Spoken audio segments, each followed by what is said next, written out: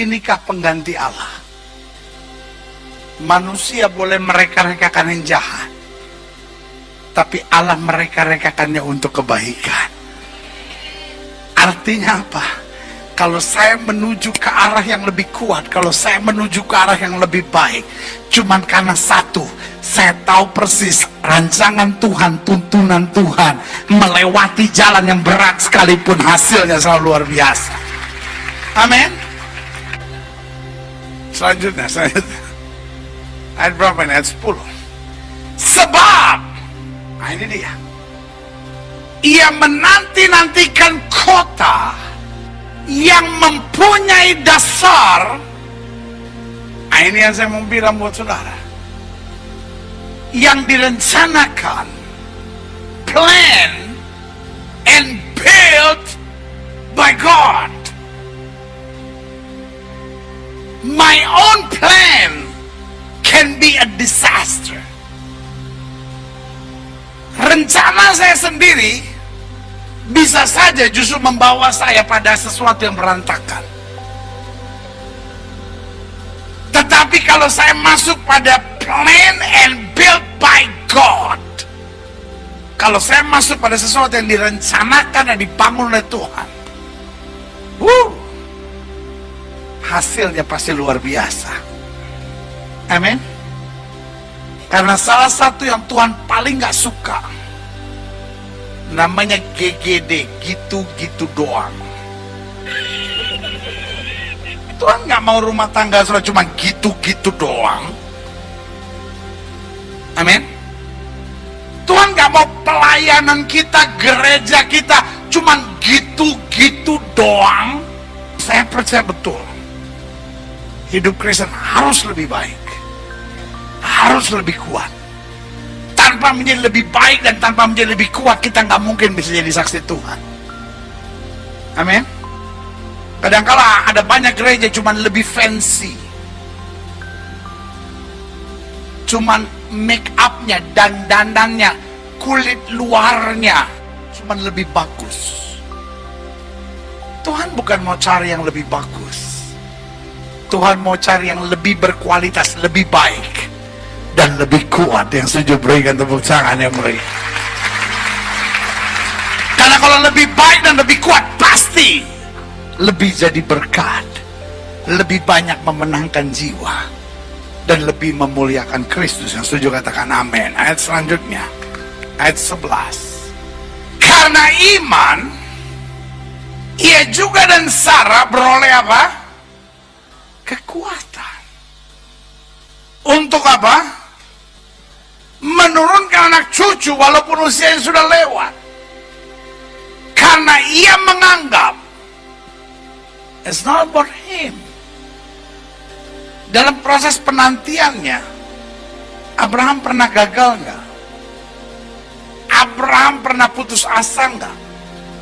Abraham pernah mikir nggak mungkin nggak? Nah ini yang saya mau ingatkan buat setiap saudara. Nggak harus modalnya sempurna dulu baru harus ada kemajuan. Nah gereja ini nggak bisa maju pendeta, habis gini. Rumah tangga saya nggak bisa maju pendeta, habis gini. Bisnis saya nggak bisa maju pendeta, nggak bisa lebih kuat, nggak bisa lebih baik, nggak bisa lebih bertumbuh, habis gini. Kita selalu sibuk dengan problemnya. Sementara God is God of result. Amen. God is not God of process. God is God of result. Tinggal persoalan kita proses driven atau result driven. Ada banyak orang sibuk dengan proses driven. Ini prosesnya gini benar, kita bukan masalah. Gereja yang kayak gitu nggak bakal maju-maju. Gereja kayak gitu rapatnya banyak, ributnya banyak, majunya enggak. Itu yang saya bilang, proses driven. Dia sibuk aja sama prosesnya. Tapi belajar dari orang Kristen yang result driven. Amen. And my God is God of result. Amen. Iya ya. prosesnya nggak penting buat Tuhan, karena prosesnya bisa apa aja. Tuhan sembuhkan orang sakit gimana? Hah? Kadang-kadang dia cuma ngomong. Betul? Kadang-kadang dia suruh sesuatu, basuh di kolam Siloam, ya kan? Angkat tilammu dan berjalanlah, pergi perlihatkan dirimu pada para imam. Kadang-kadang dia usir setannya, roh yang menyebabkan bisu dan tuli keluar. Kadang-kala persoalannya, orang pikir, oh ya, Yesus usir setan dari orang sakit, berarti setiap penyakit ini pasti setan. Saya cuma mau bilang sama saudara, prosesnya beda. Kadang-kadang dia cuma ngomong, kadang-kadang dia kasih perintah, kadang-kadang dia usir setan. Dan yang paling soe lagi, satu kali ada orang buta, Yesus ludah ke tanah, dia campur-campur, dia tempel. Ya.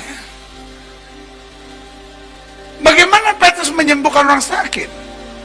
Paulus menyembuhkan orang sakit ada kalanya pakai prayer cloth, ya kan? Pakai sapu tangan. Tapi kadang-kadang Petrus lewat, bayangan kena orang sakit sembuh. Iya ya. God is not God of process, God is God of result. Amin.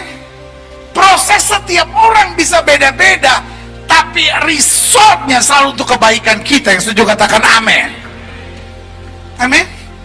Jadi kalau saudara melewati proses apapun, aduh pendeta anak saya narkoba, pendeta sebagai seorang penantang saya, aduh suami saya pendeta kasar bener orangnya pendeta. Itu yang saya mau bilang, proses masing-masing kita beda, tapi selama kita tekun, selama kita memandang Tuhan, selama kita hidup oleh iman, Alkitab berkata the just will live by faith. Orang-orang benarnya akan hidup oleh iman. Alkitab berkata sekarang aku tahu bahwa Tuhan memberi kemenangan pada orang yang diurapinya.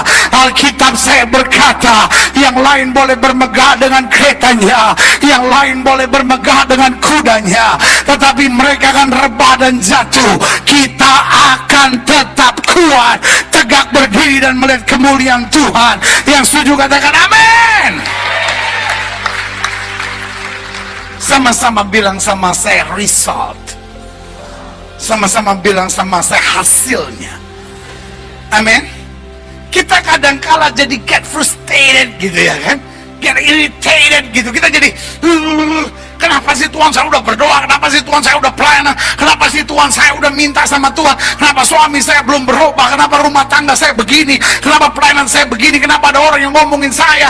Jawaban saya cuma sederhana, itu hanya bagian proses biasa yang setiap orang harus melewati. Tapi satu hal kita tahu, hasilnya pasti untuk kebaikan, yang membuat kita makin hari makin kuat, membuat kita makin hari makin melihat mujizat, makin hari makin baik, makin hari makin mengalami kebaikan Tuhan dalam hidup kita.